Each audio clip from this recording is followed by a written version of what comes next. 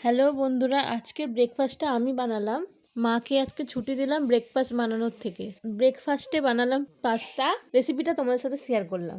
উপকরণ নিয়ে নিয়েছি পাস্তা, আর ওইদিকে কেটে রেখেছিলাম গাজর, ক্যাপসিকাম, বিনস, আর কেটে রেখেছিলাম কুচি কুচি করে পেঁয়াজ, রসুন আর লঙ্কা কুচি করে রেখেছিলাম, টমেটো পেস্ট করে রেখেছিলাম। কড়ার মধ্যে সাদা তেল দিয়ে দিলাম, রসুন আর কাঁচা লঙ্কা কুচি দিয়ে দিলাম।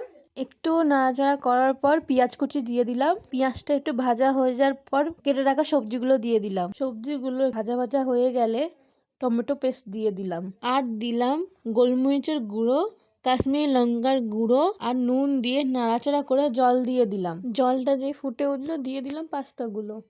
আর হ্যাঁ, পাস্তাগুলো আগে আমি সেদ্ধ করে রাখিনি। পাস্তার মধ্যে সয়া সস, চিলি সস আর টমেটো সস দিয়ে দিয়েছিলাম। পাস্তাটা যেই সেদ্ধ হয়ে গেল, গ্রেভি থাকতেই নামিয়ে নিলাম। আমার রেডি হয়ে গেল পাস্তা।